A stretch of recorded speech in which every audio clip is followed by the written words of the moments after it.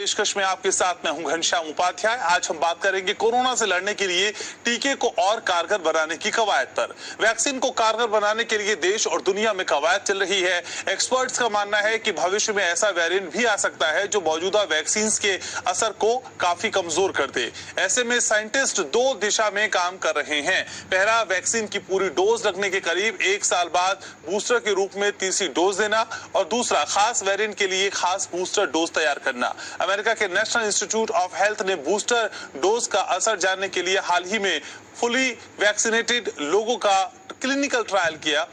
Pfizer ने भी दोनों विकल्पों को जांचने के लिए ट्रायल शुरू किया। वैक्सीन की दोनों डोज ले चुके कुछ वॉलंटियर्स को बूस्टर के रूप में उसी वैक्सीन की तीसरी डोज दी गई। इसी ट्रायल में दूसरे समूह को बीटा वेरिएंट के लिए तैयार खास वैक्सीन की डोज दी जाएगी। ब्रिटेन और दक्षिण अफ्रीका वैक्सीन के तीसरे डोज के अलावा खास वेरिएंट के लिए खास बूस्टर डोज पर रिसर्च कर रहे हैं। इसके अलावा दुनिया के कई देशों में वैक्सीन के डोज की मिक्सिंग हो रही है। 1 जून को कनाडा और 4 जून को बहरीन ने भी इसकी इजाजत दे दी है। यूके में तो जनवरी में ही इसकी शुरुआत हो गई। अब अमेरिका भी ट्रायल शुरू कर रहा है, पर भारत में हेल्थ मिनिस्ट्री की गाइडलाइन कहती है कि जिस वैक्सीन का पहला डोज लिया गया उसका ही दूसरा डोज लेना होगा। अगर समान वैक्सीन का दूसरा डोज उपलब्ध नहीं है तो इंतजार करना होगा। हालांकि विदेशों से आ रही खबरों के बीच वैक्सीन डोज की मिक्सिंग पर अब भारतीय अधिकारी भी विचार कर रहे हैं। गुजरात और उत्तर प्रदेश में कई जगह वैक्सीन 2 अलग-अलग डोज लगी भी, लेकिन दोनों ही राज्यों में कोई गंभीर साइड इफेक्ट या दुर्घटना सामने नहीं आई। वैक्सीन के मिक्स एंड मैच पर भी एक्सपेरिमेंट्स हो रहे हैं। महामारी विशेषज्ञ डॉक्टर चंद्रकांत लहारिया के मुताबिक वैक्सीन का मिक्स एंड मैच अब तक तो सुरक्षित साबित हुआ है। ऑक्सफोर्ड यूनिवर्सिटी के रिसर्चर्स ने एस्ट्राजेनेका, हमारे यहाँ कोविशील्ड की वैक्सीन के साथ फाइजर की mRNA वैक्सीन के डोज मिक्स का ट्रायल्स किए हैं। ये सेफ है, लेकिन इसके साइड इफेक्ट्स भी दिखे हैं। अमेरिका में घोषणा की है कि पूरी तरह से वैक्सीनेट हो चुके वयस्कों को वैक्सीन की मिक्सिंग के बूस्टर शॉट देंगे। वहीं भारत में कोरोना से लड़ने के लिए भारतीय वैज्ञानिक भी कारगर वैक्सीन बनाने की कवायद में जुटे हैं। बेंगलुरु स्थित इंडियन इंस्टीट्यूट ऑफ साइंस में इसके लिए काम भी शुरू हो चुका है। वैज्ञानिकों का दावा है कि इस बार टीका कोरोना के दूसरे वेरिएंट का भी काम तमाम करने की क्षमता रखेगा। वैज्ञानिकों का दावा है कि उन्होंने ऐसे अणुओं की पहचान कर ली है जो कोरोना वायरस महामारी से लड़ने में काफी फायदेमंद साबित होने वाले हैं। वहीं केंद्र सरकार का कहना है कि कोविशील्ड वैक्सीन की 2 डोजेज के अंतर तुरंत कम किए जाने को लेकर घबराने की जरूरत नहीं है। नीति आयोग के सदस्य डॉक्टर वी के पॉल ने कहा कि इसे लेकर जाहिर की जा रही चिंताओं में संतुलन की बहुत जरूरत है। आपको बता दें कि कुछ स्टडीज में दावा किया जा रहा है कि कोविशील्ड की 2 डोज के बीच अंतर को कम किए जाने से बेहतर नतीजे मिल सकते हैं। केंद्र सरकार ने दूसरी लहर का प्रकोप जानने के लिए तैयारी शुरू कर दी है। डॉक्टर वी के पॉल के मुताबिक आगे की रणनीति बनाने के लिए ये जानना जरूरी है कि इस दौरान कितनी फीसद आबादी वायरस से संक्रमित हुई। ICMR की तरफ से कराया जाने वाला ये चौथा सीरो सर्वे होगा। बहरहाल, वैक्सीन को कारगर बनाने को लेकर देश और दुनिया में कैसी चल रही है कवायद, क्या क्या हो रहे हैं एक्सपेरिमेंट, कौन सा एक्सपेरिमेंट हो सकता है कारगर, कब तक टीका बनने का आसार हम महसूस कर सकते हैं, भारत में चौथे सीरो सर्वे का फायदा क्या होगा, इन तमाम पहलुओं पर आज बातचीत करेंगे। मेरे साथ जुड़ रहे हैं डॉक्टर एम वली, सीनियर डॉक्टर हैं। डॉक्टर अंशुमान कुमार भी चर्चा का हिस्सा है, सीनियर डॉक्टर हैं आप दोनों ही। बहुत बहुत शुक्रिया समय निकालने के लिए सर। डॉक्टर एम वली, शुरुआत आप ही से कर रहा हूं। दोनों टीकों के बीच अंतराल में क्या तत्काल बदलाव की जरूरत आप महसूस करते हैं? आपका एनालिसिस, आपका विश्लेषण क्या है सर टीकों के अंतराल को लेके? जरूरत शब्द आपने खुद ही कह दिया। अब जो मालिकों की राय है वो माननी पड़ेगी। देखिए, पिछली बार बहुत डिबेट हुई थी, हर जगह डिबेट हुई थी कि ये क्या हो रहा है भाई, क्या लगवा दिया, जिन लोगों ने लगवा लिया टीका उनका क्या होगा, और भी चिंताएं थी और उनको शांत किया गया था कि आपकी इम्यूनिटी अच्छी बनेगी। जैसे जैसे दिन बीते जाते हैं आपका जो टाइटल है वो बढ़ता जाता है, और लोगों ने ये बात समझने की कोशिश की थी। लेकिन उस समय पर्दे के पीछे की एक स्थिति डिस्कस हुई थी बहुत फ्रैंकली, क्योंकि मैं पर्दे के पीछे तो नहीं कहूंगा, पर्दे के सामने की जो कि हमारे यहाँ उस वैक्सीन शॉर्टेज। तो ये कदम बाहर की जो लिटरेचर था कहीं भी देख के उठाया गया था और इसको समझाया था नीति आयोग के हमारे डॉक्टर वी के पॉल है, उन्होंने भी आगे मीडिया में समझाया था। और अब जैसे कि आपने बताया कि बीच में नया डेवलपमेंट हुआ कि म्यूटेंट वायरस आ गए हैं, उनका संक्रमण बहुत तेजी से फैल रहा है, और वो ज्यादा घातक है, 50% ज्यादा वो टॉक्सिक है, घातक है और मारक क्षमता उनको ज्यादा है। तो अब वो देखते हुए ये रिकंसिडर किया गया है, लिखित किया गया है कि इसके गैप कम किया जाए और इसमें कई कॉम्बिनेशन परम्यूटेशन ट्राई हो रहे हैं और होते रहेंगे, जो इसका भी आपने जिक्र किया है। लेकिन मैं यही कहूंगा कि 4 हफ्ते का जो पीरियड है वो बहुत ऑप्टिमल पीरियड है और उसको हमको अगर हम कंटिन्यू कर सकते हैं तो बहुत अच्छा है वो। और जो हमारे पास इस समय कोई इस समय शॉर्टेज नहीं है। कल ही G7 देशों के जो प्रमुख हैं उन्होंने बहुत बड़ी संख्या में 10 मिलियन वैक्सीन को विश्व को देने के लिए बातचीत की है। तो इसलिए इसको सबको देखते हुए और हमारे यहाँ जो प्रधानमंत्री जी ने बहुत चिंता के साथ जो देश में वैक्सीन बन रहे हैं उन लोगों को आह्वान किया है कि वो अपनी चिंता के साथ साथ ये आह्वान किया है कि वो अच्छी तादाद में इसको इंडिया में डिलीवर जी। तो और इसके अलावा जो टेक्निकल भी जो रुकावटें थी वो कम हो गई। तो ये सब बातें मिली जुली अगर हम मिलाएंगे तो हमको लगेगा कि इस तरह का जो फैसला है वो बिल्कुल यथोचित है। ठीक है सर। डॉक्टर अंशुमान कुमार भी मेरे साथ है। डॉक्टर अंशुमान, क्या भारत के कॉन्टेक्स्ट में अलग से वैज्ञानिक अध्ययन करने की जरूरत आप महसूस करते हैं? ये अलग से स्टडीज बहुत रिक्वायर्ड है सर? जी, दो बातें। वैक्सीन मिक्सिंग की बात आप कर रहे थे, दूसरा डोज अंतराल की बात कर रहे थे। नॉर्मल कोर्स में किसी भी वायरस के अगेंस्ट वैक्सीन तैयार की जाती है तो माना जाता है 3 हफ्ते तक इम्यूनिटी जनरेट करने में, जिसको इंडक्शन डोज की बात होता है, इससे 4थे हफ्ते बूस्टर डोज की बात आती है। ब्रिटेन में जब हुआ था कुछ लोग 4th वीक के बाद बूस्टर डोज जस्ट मिस किए थे तो उनको देखा गया तो उनमें टाइटर ज्यादा बढ़ा। लेकिन एनालिसिस जब भी होती है ये दिखा जाता है स्टैटिस्टिकली सिग्निफिकेंट रिजल्ट है नहीं है। अगर अंतराल बढ़ने सिग्निफिकेंट रिजल्ट नहीं आ रहा है तो उसको वापस आप 4 हफ्ते कर लीजिए। जहां तक आपका सवाल है कि भारत से क्या अलग से ट्रायल की जरूरत है, 2 तरीके हैं। एक होता है जीन स्पेसिफिक या रेस स्पेसिफिक रिजल्ट। अगर लगता है कि एशियन कंट्री में इसका ट्रायल नहीं हुए हैं तो ट्रायल की जरूरत होती है। अन्यथा उस चीज को हम कहते हैं भारत मूल के निवासी अगर यूनाइटेड किंगडम में, अमेरिका में रह रहे हैं और किसी सर्टेन कंपनी की वैक्सीन भारत मूल के निवासी को 26 से 28 हजार का आंकड़ा फेज 3 ट्रायल के लिए सफिशिएंट माना गया था। इतना अगर लगा है और कंपनी इस रिपोर्ट को दे देती है गवर्नमेंट ऑफ इंडिया को कि भारतीय मूल के निवासी को इतना वैक्सीन लगा है, ये रिजल्ट है हमारा, तो सेपरेट ट्रायल की फिर जरूरत नहीं होगी क्योंकि अभी सारी अप्रूवल जितनी आ रही है इमरजेंसी अप्रूवल आ रही है ताकि जल्द से जल्द वैक्सीनेशन कंप्लीट करें। और तो बिल्कुल अगर नई चीज आपको करनी है तो फिर भारत में अपने लोगों पर ट्रायल करने की जरूरत होती है और फिर हम रिजल्ट क्या मेरे साथ रहिए। डॉक्टर वली, लेकिन जब हम अंतराल बढ़ाने की बात करते हैं कि 2 वैक्सीन के बीच का अंतराल बढ़ा दिया जाए तो क्या सर ये उन लोगों के लिए रिस्क फैक्टर नहीं है जिनको एक ही डोज लगी है? क्योंकि बढ़ता हुआ समय अंतराल दूसरी डोज के लिए उनको रिस्क जोन में ले जाता है, काफी रिस्क दिखाई देता है। सर आपका विश्लेषण क्या है? देखिए, मेरा विश्लेषण इसमें बहुत सादा है, बहुत सिंपल है जी कि वैज्ञानिकों ने हमारे देश में अभी कोई बीसी एंटीबॉडी लेवल के टाइटर का स्थिति जाप्ते में नहीं किया और ना हमको ये मालूम है कि किस व्यक्ति को कितनी इम्यूनिटी किससे बनती है। ऐसे बहुत से केसेस भी देखने में आए हैं जिसमें मेमोरी याद करने में कोई अतिशोक्ति नहीं है कि जिनको टीका लगा है उसके एंटीबॉडी टाइटर डिटेक्ट हो। तो इसकी एक स्टडी बाकायदा होनी चाहिए। एक ऑल इंडिया इंस्टीट्यूट में डॉक्टर संजय राय ने स्टडी की है जिसमें उन्होंने उन लोगों पे इफेक्ट देखा है जिनको वैक्सीन लग चुका है और उनकी एंटीबॉडी नापी है। तो उसके साथ साथ एक ये भी स्टडी होनी चाहिए कि सीरियल एंटीबॉडी लेवल। लेकिन ये बड़े एकेडमिक विषय हैं, एक आम आदमी के लिए 2 टीके लगवाना जरूरी है। सब लग रहे हैं उसको कोवैक्सीन अगर लग रहा है तो इस तरह की कोई प्रॉब्लम ही नहीं है, ठीक है। और कोविशील्ड लग रहा है तो उसके लिए अब सेम ड्यूरेशन आ गई है। तो प्रैक्टिकली अगर हम यथार्थता देखते हैं इन प्रैक्टिकल इन फील्ड जाके तो ऐसा कोई इशू है नहीं। अच्छा, दूसरा मैं इसका रफ टेस्ट बताता हूँ सबको कि अगर आपको वैक्सीन के बाद बुखार आता है, नौसिया होता है, कमजोरी होती है, तो आपको समझिए वैक्सीन ने शक्ति दे दी, एंटीबॉडी बन गई, रफली, ये भी एब्सोल्यूट नहीं है।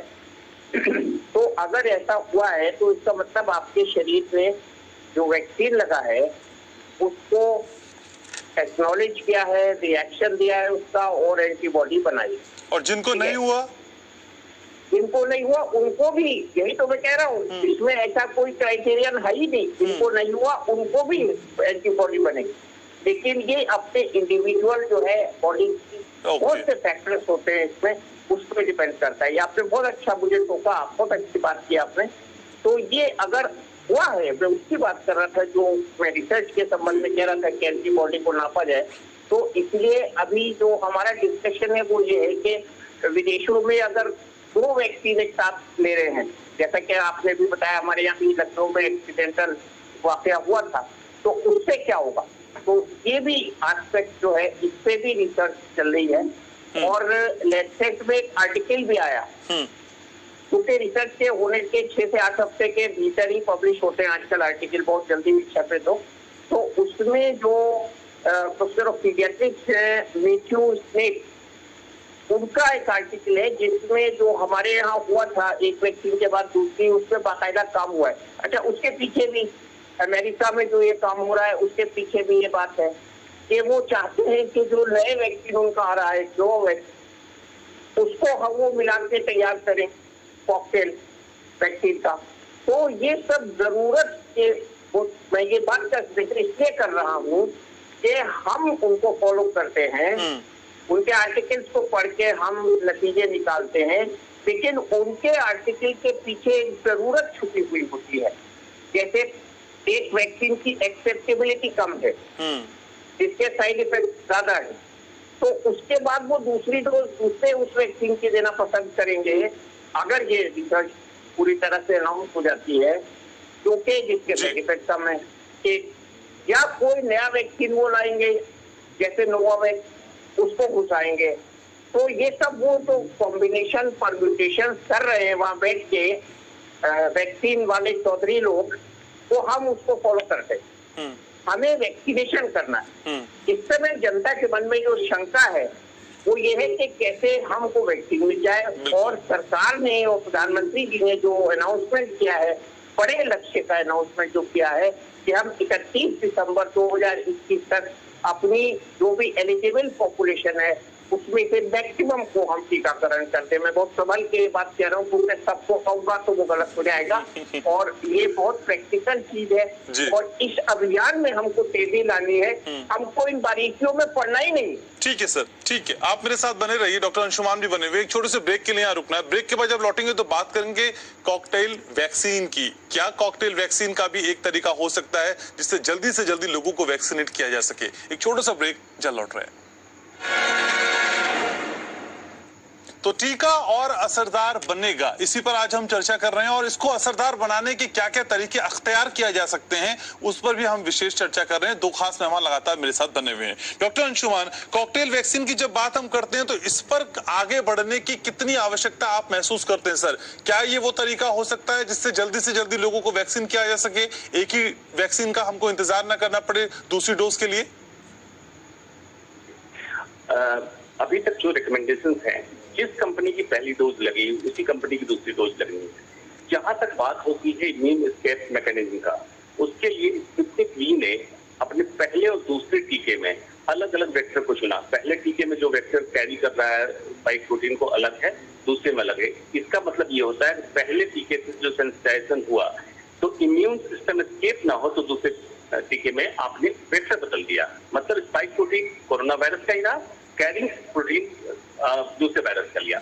अब जो बात हो रही है मिक्सचर वैक्सीन, मतलब कॉकटेल ऑफ वैक्सीन, ये वाकई कारगर रहेगी नहीं, सुरक्षित रहेगी नहीं। इसके लिए बिना ट्रायल के, बिना रिजल्ट के कहना मुश्किल है, नहीं कहना चाहिए। इसलिए एक तो नोवेल कोरोना वायरस है, 1 साल तक किसी भी वैक्सीनेशन प्रोग्राम को जब तक हम फॉलो नहीं करते हैं, एंटीबॉडी टाइटर कितने दिनों तक प्रतिरोधक क्षमता रही, किस लेवल तक टाइटर रहा, और क्या मिक्सिंग से टाइटर बेटर हुआ अगर बेटर हुआ तभी एक्सेप्ट करना चाहिए, अदरवाइज नहीं करना चाहिए। इसका रीजन क्या है, एक्सेप्ट जितने कंपनी ने वैक्सीन बनाए, सिंगल डोज या डबल डोज, सबने सेम वैक्सीन की डोज को रिपीट किया।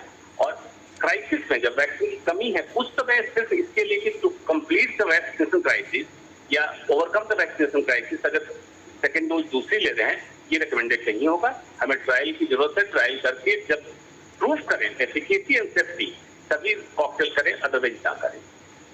जी डॉक्टर वली, असल में आशंका ये भी जाहिर की जा रही है कि जो आने वाला वेरिएंट है वो जो मौजूदा वैक्सीन लगा रहे हैं वो उससे बहुत आगे होगा, यानी उस वेरिएंट पे इस वैक्सीनेशन का कोई असर नहीं होगा। सर अगर ऐसा हुआ तो फिर तो सारी मेहनत जाया हो जाएगी। मैं बार बार यही कहता हूँ कि भैया जब वैक्सीन मिले, जहाँ मिले जल्दी से लगवा लो। और दूसरा ये हम प्रार्थना करें कि ये वेरिएंट का सिलसिला खत्म हो। ये इससे एक बड़ा एकेडमिक सवाल है, वेरिएंट, म्यूटेशन और इससे पीछे की लड़ने की मारक क्षमता। ये बहुत मुश्किल है इन सवालों के जवाब, क्योंकि हम कभी कभी झेल में ये कहना भी नहीं चाहेंगे कि ये वैक्सीन इसके लिए कारगर नहीं है। अभी तक तो ऐसा कोई ठोस एविडेंस है ही नहीं, except one vaccine which is doubtful कि ये अभी सबके वेरिएंट के ऊपर इफेक्टिव है। अभी सारे वैक्सीन हमारे यहाँ के तो खासतौर से ये दोनों फाइजर और मॉडर्ना, सॉरी ये तो मेडिकल हो गए हमारे, जी हाँ कोविशील्ड कोवैक्सीन। तो इसका असर मैं बता रहा हूँ, हम लोगों पे कितने छाए हुए हैं ये नाम। तो ये एक साइकोलॉजिकल इम्पैक्ट है हर इंसान के दिमाग पे कि why should I not get the best vaccine. ये मैं आपको पर्सपेक्टिव जनता का बता रहा हूँ। जी जी। कुछ लोग ये इंतजार कर रहे हैं कि स्पुतनिक आ जाएगा हम सब लगवाएंगे दूसरी डोज। ये सब चीजें अंडर करंट चल रही है समाज। तो इसका हल जो मेरे ख्याल से ठीक हल है वो यही है कि जो भी वैक्सीन आपको अवेलेबल है, whether it is a Covishield और कोवैक्सीन, उसको आप लगवा लीजिए। समय से लगवाना ज्यादा इम्पोर्टेंट है, न कि वैक्सीन के लिए इंतजार करना, गैप बढ़ाना। और हमने गैप का भी देख लिया लतीफा कि वो हम वही वापस आ रहे हैं। और हम इसलिए वापस आ रहे हैं कि बॉडी की जो इम्यून रिस्पॉन्स है वो अच्छी हो। और इसमें मैं एक बात ये भी ऐड करना चाहूंगा कि हम जितना मेंटली रिलैक्स रहेंगे, पॉजिटिव रहेंगे, चिंता रहित रहेंगे, तो और इस तरह के व्यायाम करेंगे, हमारे शरीर की इम्यूनिटी प्रोडक्शन बहुत अच्छा होगा। और ये मैं नहीं कह रहा हूँ, ये बड़े बड़े साइंटिस्ट ने, जो मॉलिक्यूलर फिजिक्स के साइंटिस्ट हैं, उन्होंने ये बात साबित करके बताई है। उन्होंने ड्युअलिटी के सिद्धांत पे ये बात साबित करके बताई है कि हमारे शरीर में जो भी वैक्सीन जाता है या इस तरह का जो भी स्टिमुलस जाता है, उसका रिस्पॉन्स, ये मैं बहुत बड़ी बात बता रहा हूँ, हमारे टेम्परामेंट पे, हमारे डिस्पोजिशन पे, हमारी सोच पे, हमारी बॉडी की फिजिकल स्ट्रक्चर पे, हमारी स्लीप पर, हमारे मेंटल एटीट्यूड पर डिपेंड करता है। जी। और कोरोना में ये बात बहुत लागू होती है।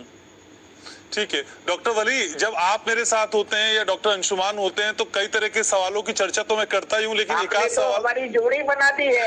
ये तो बहुत बड़े साइंटिस्ट हैं, मैं तो छोटा सा एक जनरल डॉक्टर हूँ। तो सर इस बीच ग्रेट साइंटिस्ट। तो सर इस महान संयोग का फायदा मैं असल में व्यक्तिगत तौर पे भी उठा लेता हूँ। तो सर एक सवाल मेरा व्यक्तिगत है डॉक्टर वली आपसे कि सर 15 अप्रैल को मुझे कोविड हुआ और सही होते होते मुझे अप्रैल का पूरा महीने लग गया। तो सर मुझे वैक्सीन कब लगा लेनी चाहिए? अभी फर्स्ट वैक्सीन भी लगाई नहीं है मैंने।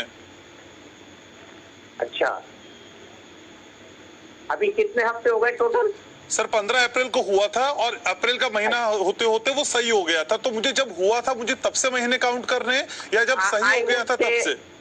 6 वीक के अराउंड लगवा लेनी चाहिए, क्योंकि मेरे साथ भी हुआ और मैं इतना गलती कर बैठा। जब आप पर्सनल एक्सपीरियंस शेयर कर रहे हैं तो मैं भी कर लेता हूँ। जी, मैंने हॉस्पिटल से आके 1 महीने के बाद लगवा लिया। ओके। अगर मैं अपने 6 हफ्ते हॉस्पिटल के काउंट करूं, वो जोड़ के करीब ठीक है, लेकिन this time is ideal for you to go ahead if suppose you have this problem. Okay, ठीक है सर। हमें ज्ञान का जो है ना, इसमें कोरोना में हम सब जो है चाणक्य बन चुके हैं, और असली ज्ञान जो है वो तजर्बे से आता है। तो ये जो हमारे पास पाश्चात्य रिसर्च आ रही है, इसके ऊपर आंख बूंद करके, आंख बंद करके हमें कुछ नहीं करना है, क्योंकि हमारी जो सब चीज है वो अलग है। एशियन से तो हम मैच कर सकते हैं, लेकिन वेस्टर्नर्स से नहीं मैच कर सकते। ठीक है, तो आप आदर्श तौर पे 6 हफ्ते कह रहे हैं सर, आदर्श तौर पे आइडियली 6 वीक्स। आवाज है सर, आदर्श तौर पे आइडियली आपको 6 वीक के बाद वैक्सीनेशन लगा लेना चाहिए। 6 weeks. 6 weeks. ठीक है, ठीक है सर। ठीक है। तो मैं तो 6 weeks के बारे में बहुत सोच समझ के इस नतीजे पे पहुंचा हूँ कि ये एंटीबॉडी का प्रोडक्शन भी अलग अलग होता है। कुछ लोगों को कोरोना के बाद हजारों में बन गई।